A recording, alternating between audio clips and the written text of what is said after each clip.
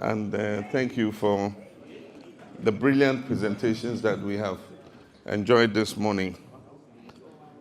My brother, Minority Leader Haruna Idrisu, our party leadership, Chairman of Osampofu, General Mosquito, leadership of the Minority Caucus, members of the caucus, and any other distinguished guests we have here today.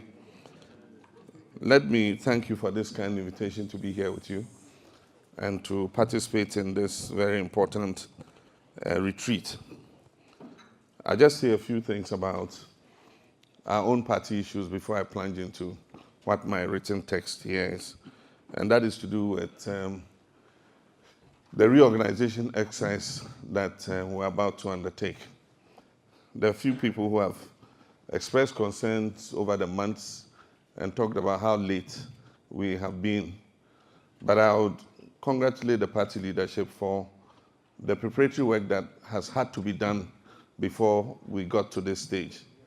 And I remember I joined them in Ashanti region for the audit of the branches in Ashanti. And we cannot continue doing the same thing and expect different results. And that is what we have done in the past. We gloss over branch reorganization. We leave it to the constituencies to do themselves. And of course, they do it the way that will favor the executives at the constituency level. And so you find that when it comes to the actual test of the strength of the branches, they're not able to live up to expectation.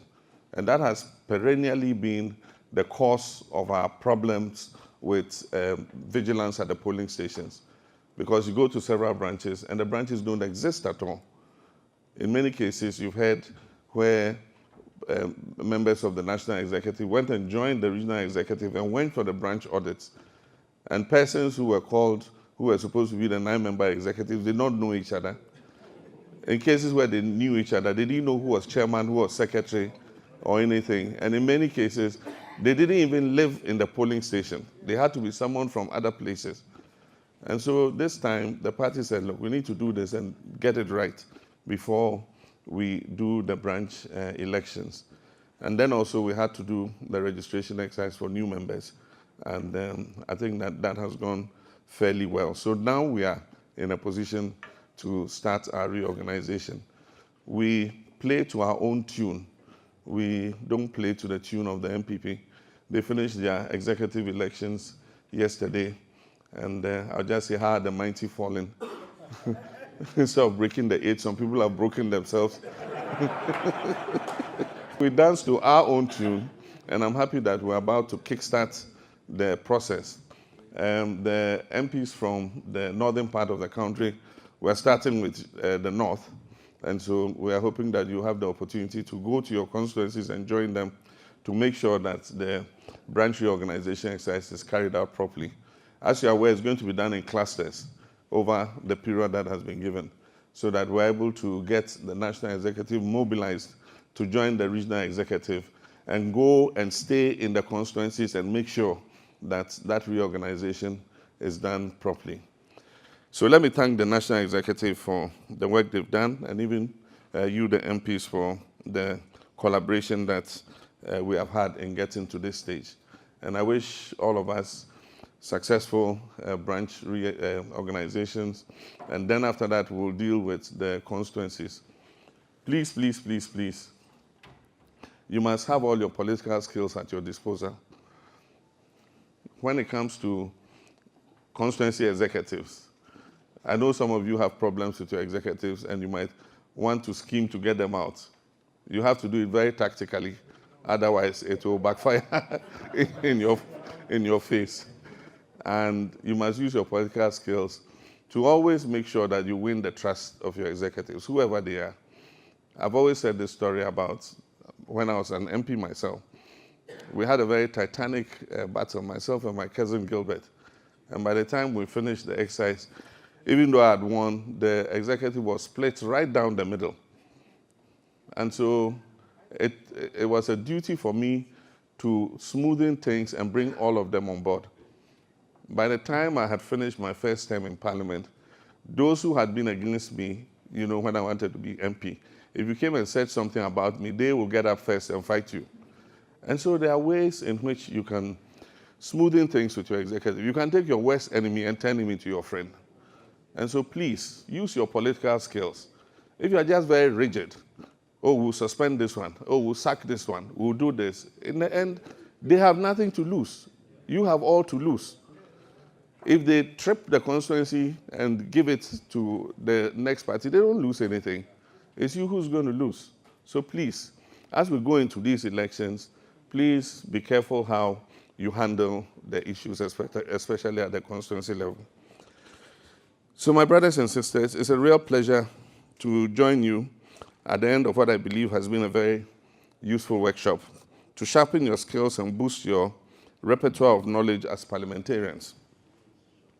Though many, including my good self, have trod this path you find yourselves in as MPs, the composition of the 8th Parliament under the 4th Republic places you at the center of history. It has also brought in its wake a unique responsibility and burden of expectation never witnessed in the period of the 4th Republic.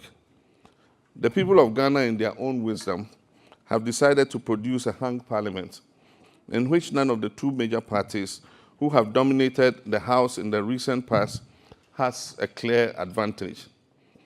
As the Right Honourable Speaker Bagbin ruled at the inception of this parliament, there is no majority or minority side. What we rather have is an NDC group and an MPP group in parliament.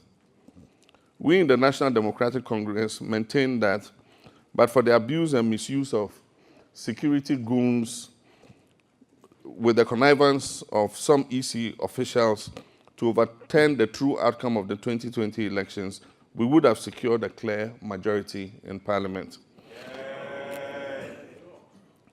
So this unprecedented parliamentary outlook reflects years of criticism and demands by our people for a strong and assertive legislative arm of government that is truly independent of the excessively powerful executive.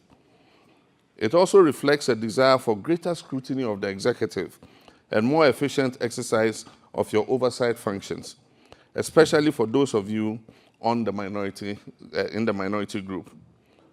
From the very first day, therefore, your work has been cut out for you. On the evidence of what we have seen so far, you've done what is within your power to shield Ghanaians against some draconian and very poor policy choices of the Akufo-Addo administration.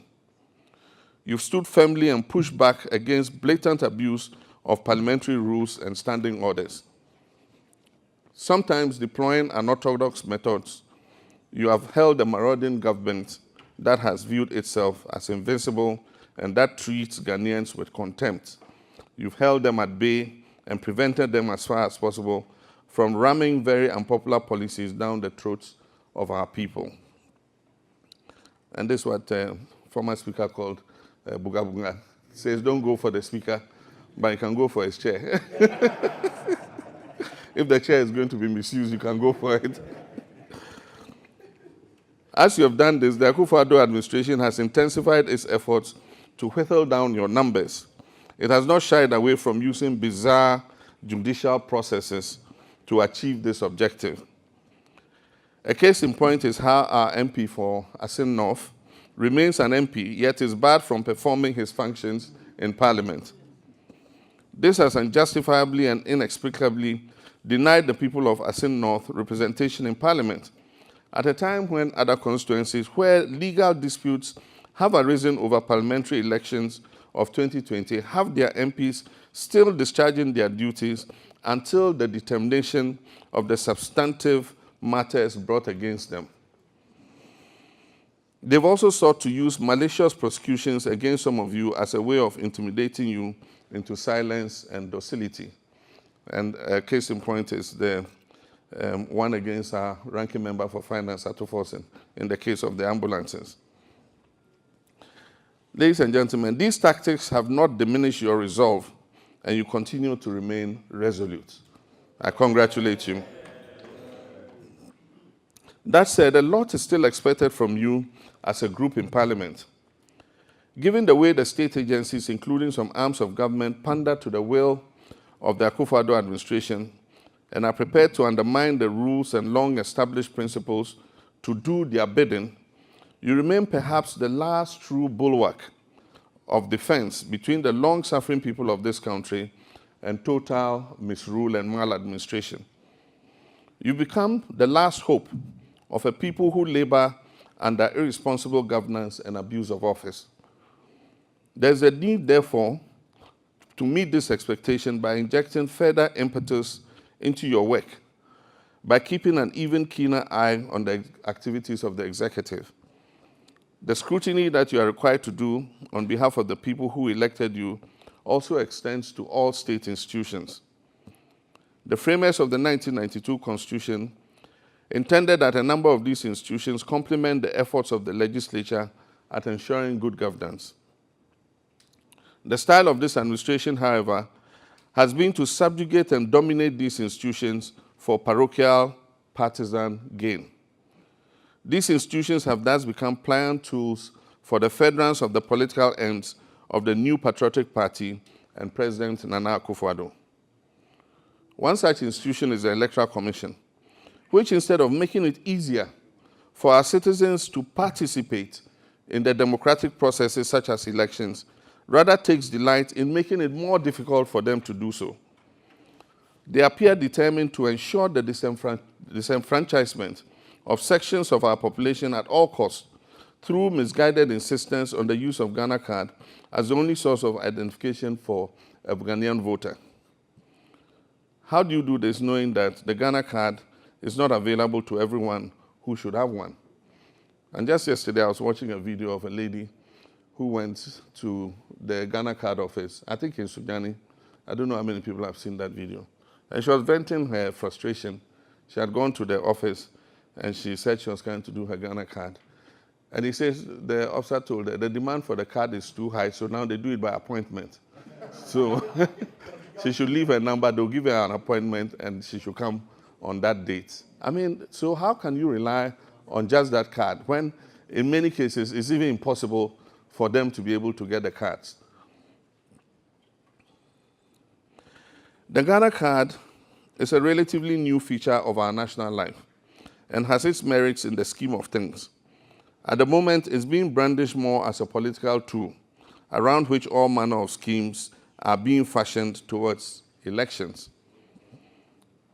There is a need to allow sufficient time for its full integration into our way of life before this kind of unhelpful exclusion of all other legitimately acquired, credible, and time-tested forms of identification of who a Ghanaian is implemented. The National Identification Authority cannot claim to have covered every Ghanaian who should be registered or distributed all the cards printed to those who have been captured in their system. They have failed to distribute hundreds of thousands of cards to people who have registered. Until full and total coverage is achieved in the rollout of the Ghana card, room must be provided for those who have yet to be served to exercise their democratic rights of voting. They cannot be excluded from the voter register due to no fault of theirs.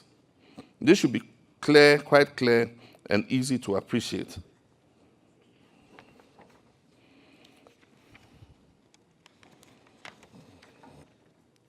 The haste on the part of the Electoral Commission to exclude all other means of identification is therefore clearly indecent and informed by ulterior objectives.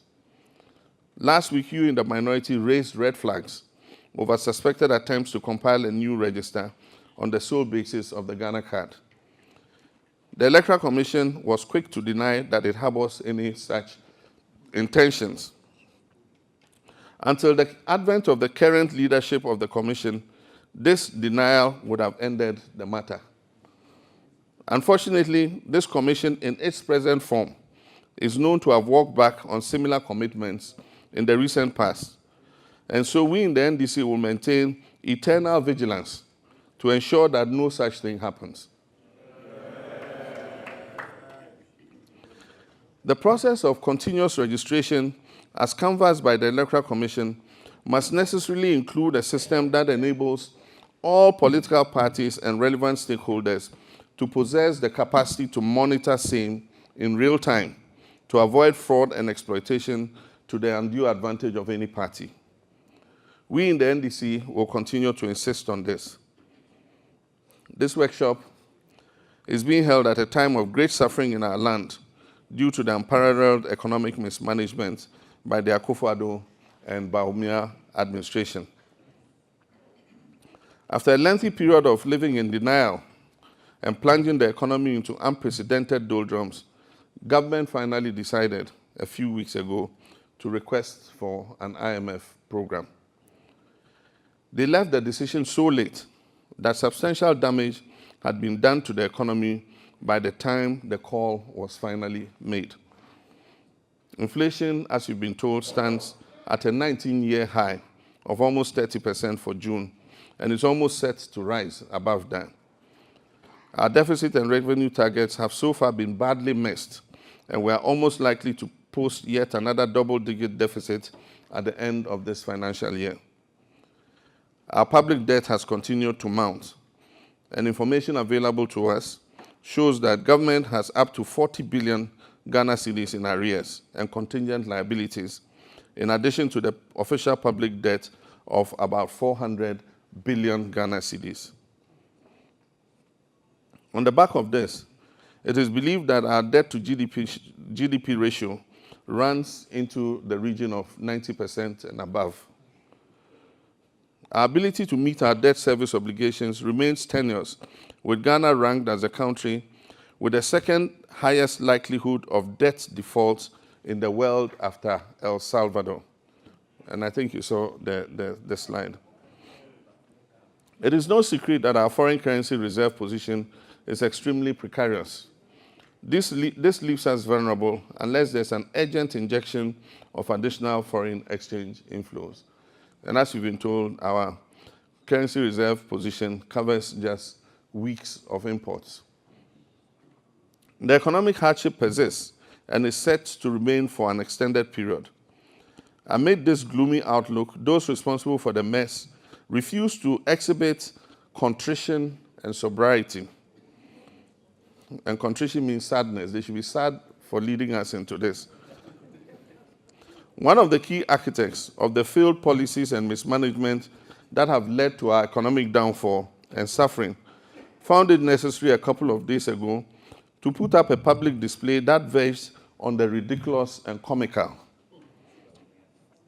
In a government where honor and responsibility are respected, probably the chair of the economic management team that has thrust us into this mess would have stepped down or been dismissed. In fact, the very idea that this government has requested for an IMF program would have been sufficient reason for him to go, in view of all the unenlightened propaganda he dabbled in against our IMF program in 2015. Rather, he has chosen to show a gaping deficit in leadership attributes by making untenable excuses and seeking to shift blame onto the government that left power almost 6 years ago, and which had no role to play in the poor policy choices that have delivered these disastrous outcomes. I've recently dispelled, based on facts and figures, the false attribution made for our economic problems. But it bears repeating that none of the tall list of excuses he made for our current situation are acceptable. All our neighbors were also affected by COVID-19 and exist in the same world in which Russia and Ukraine are fighting. Almost none of them have anywhere near 30% inflation or double-digit deficits or the kind of debt levels that we have, hovering around 90%. And indeed, he himself is quoted to have wondered how global phenomenon can avoid all the neighboring countries and attack only Ghana. It is exactly the same situation here.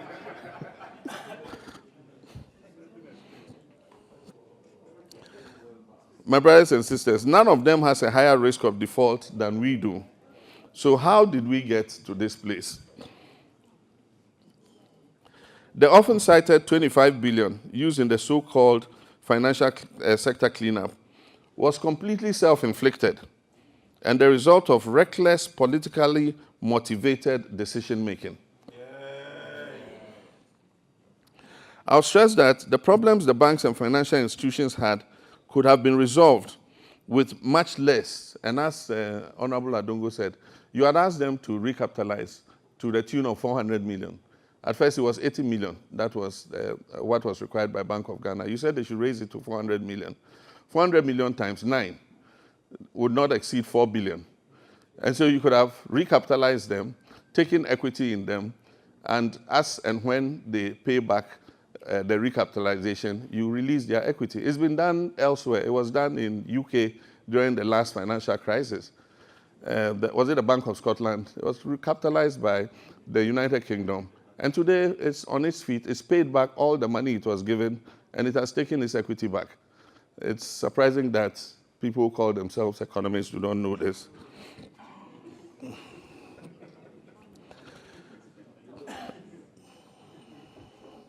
The Akufo-Addo and Bawumia governments took the unwise decision to collapse these financial institutions and is liable for any outcome, and they cannot shift that blame on anybody. The claims about excess capacity payments are no truer than the other 3 excuses that they have made. The monies paid to the IPPs, which is deceptively couched as payment for excess capacity, are in fact subsidies paid for power that has been generated and supplied to consumers. We had done sufficient work before our exit in 2016 to address the financial bottlenecks in the energy sector. One of the outcomes of this work that we did was the Energy Sector Levy Act, popularly called ESLA, which today has generated for this government 23 billion Ghana cedis. This should be enough to substantially ease any financial problems of that sector. The now legendary mismanagement of this government has, however, ensured that despite collecting all this money, 23 billion cedis, IPPs, as I speak, are currently owed over 800 million cedis, equivalent to about 6 billion cedis. $800 million, equivalent to about 6 billion cedis. Meanwhile, they are unable to get more money from ESLA because they've collateralized it till 2035 and spent all the money. No amount of backpassing can wipe away the irrefutable fact that our present economic situation stems from reckless election-related expenditure, mismanagement, ineptitude, and lack of proper leadership. The highest form of irresponsibility is to shift responsibility to others, and irresponsible leaders are simply not worth the mandate of any people. What Ghana requires today is serious and focused leadership to reverse the trajectory of the economic collapse that we have been set on by this government. I would also repeat my call on President Akufo-Addo to take control of the situation and inject fresh, reflective, and dynamic thinking into the management of his administration and the economy. It is evident now more than ever that those who superintended the disaster do not even realize the cause or gravity of the problem and cannot be relied upon to find any credible remedy for it. We in the NDC will continue to play our part by holding this government to account and offering viable alternatives. Where the NPP saw political advantage and an opportunity for political rent-seeking in 2015 when we went to the IMF, we see a nation in distress that requires urgent salvation in 2022 when we have gone back to the IMF. And that is why we have been measured and responsible in our commentary and posturing over the latest IMF decision by this government. It is also the reason why we've insisted on effective scrutiny of the economic and financial decisions of this government at this time, especially in Parliament. We do not believe that the existence of crisis permits even more reckless decision-making. All decisions and policy choices made at this critical juncture could offer relief or could exacerbate our problems and make recovery extremely difficult. We are in a massive hole, and we need to stop further digging. This informed my announcement that the NDC and the minority group in Parliament will not be supporting the ultra-expensive $1 billion syndicated loan agreement brought to Parliament by the Honorable Finance Minister. Our position on the $250 million component remains unchanged. As such, unfavorable terms as the $45 million insurance payment and total interest payments over $80 million make it too expensive and inimical to the economic interest of Ghana. It is also not programmed in the 2022 budget. Until the terms are renegotiated to make them favorable and the same captured in subsequent budgets, we are unable to support the approval of the $250 million component. On the issue of the $750 million Afri-Exim component, which was programmed in the 2022 budget, in 2022, he provided for international borrowing of $750 million. So it was provided for. We know that since my position was stated a fortnight ago, some efforts have gone into renegotiating the cost and terms, which now appear more favorable than when it was originally presented to Parliament. Clarity is, however, yet to be brought on the exact purpose and use of the loan. Beyond the sweeping claim of using it to finance some activities in a few sectors, no breakdown of growth-related sector projects has been provided for which the loan is to be used. I wish to state that, in addition to the new and improved terms, the NDC will only support the approval of this component if evidence of its use for specific growth-related projects leading to improvement in the lives of our people is presented to us. It is my belief that this workshop has sharpened your skills, which have already come in handy in the fight to protect the interests of the people of Ghana and keep this government in check. If we are to navigate these turbulent and extremely difficult periods in our history, we will need an effective and vibrant legislature. As minority MPs, the bulk of that task rests on your shoulders, and you would have to redouble your efforts to keep pace with the demands and expectations of the Ghanaian people.